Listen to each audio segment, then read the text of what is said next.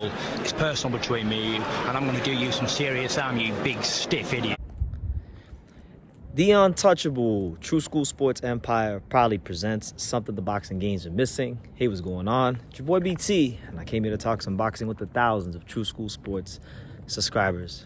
All right, so I wanted to make my post-fight review on what was really a fight that I was very excited about. It was the fight on the Berlanga-McCrory undercard, and just the whole card in general, that I was really excited about, and that was the fight at flyweight between the Puerto Rican Olympian on the fast track, Yankiel Rivera, as he took on a guy that I'm very high on, in Andy Dominguez. It was Andy Dominguez's first ever fight.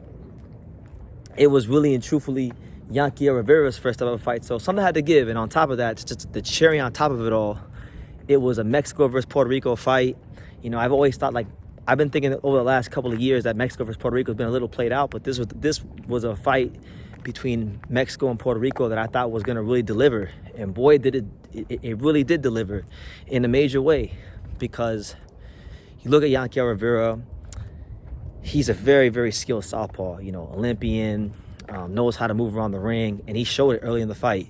You know, Andy Dominguez, being the lesser experienced fighter, was coming forward and he was throwing a lot of punches, and at times I thought Andy was overextending and reaching with his punches, so a lot of times he would throw the straight right hand and he'd leave himself in a position to get countered by Yankiel Rivera, and that's exactly what happened. He got countered over and over again, and Yankiel Rivera would counter him, move off to the side, and then touch that body, and this happened for the better part of, like, I would say it was a 10-round fight. So from rounds 1 to 8, I would say Yankiel probably won 6 or 7 of those rounds. And it was, you know, it wasn't because Andy wasn't trying. Andy was very determined. Andy was in the fight, but Yankiel was picking him apart. I mean, to the point where Andy Dominguez had a lot of swelling and his eyes were closing shut more and more as the fights went along.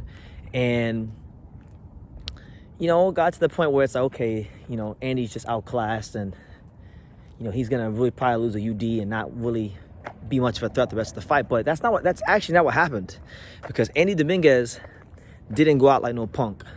He didn't go out like no punk, and we got some scintillating action in the 9th round when Andy Dominguez wound up hurting Yankiel Rivera. Yankiel Rivera made a mistake of keeping his head right there on the center line over and over again. So Andy kept shooting the straight right hand down the middle and going down to the body, and then at times throwing the left hook to the head.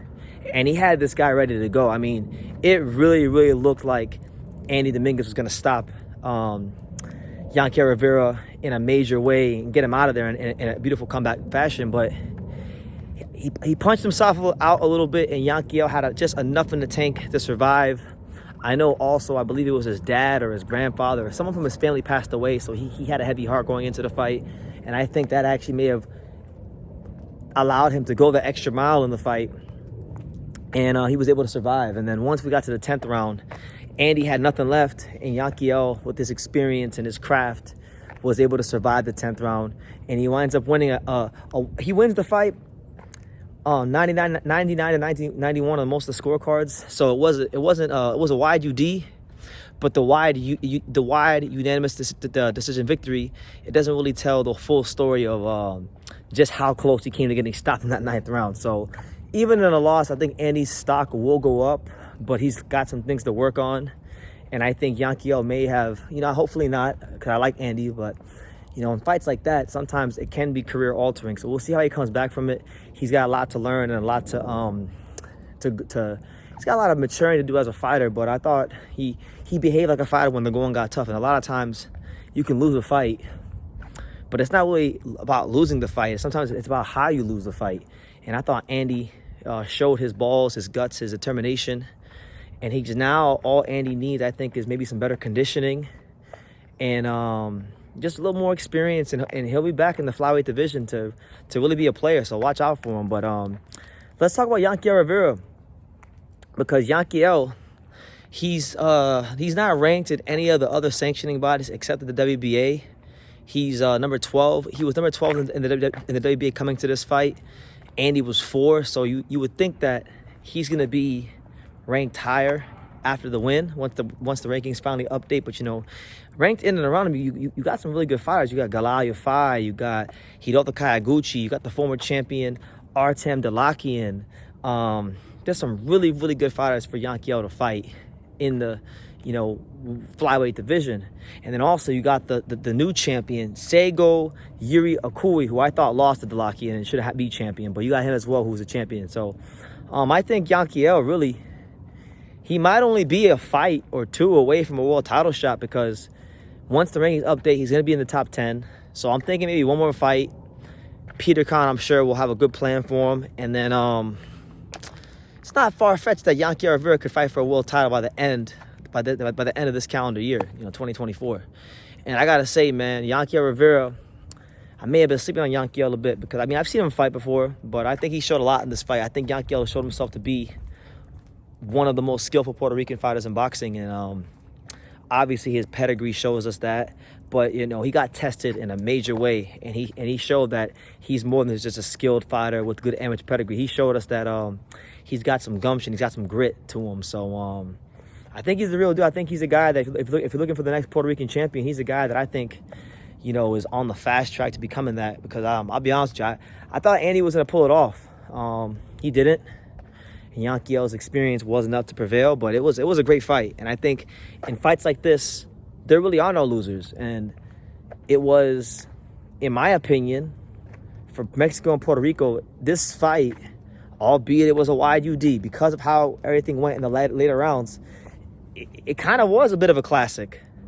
Not because it was competitive, it's just that it was the moments in the fight. The boxing clinic that Yankiel showed early in the fight was a great moment of the fight. And then the Dominguez 9th round, it was a fight that I had high expectations for, and the fight delivered. And both fighters delivered some great moments. And I think both of them have bright futures in the sport. And who knows?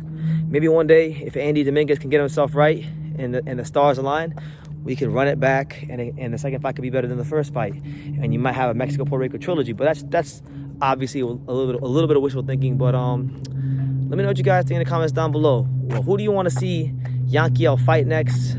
Personally, I would like to see Yankiel match up with Hiroto Kayaguchi from Japan, or Artem Dalakian, the former champion. I think those will both be great fights for him. But yeah, he's in a great position. So Puerto Rico, we got Sabrina Matias, you got Jonathan Gonzalez, you got Amanda Serrano. I think Yankiel Rivera will be joining the fray. He'll be joining the list of the current champions of Puerto Rican boxing very, very, very soon. So yeah, leave your comments down below. Make sure you guys take the time to subscribe. And like I say in every single one of these videos, you can love me or you can hate me, but I'm just a kid from Daniel. So until next time, take your eyes. Thank you for watching another video on the untouchable True School Sports Empire. For more great boxing content just like this video, click right here and make sure to subscribe. Much love from sunny South Florida.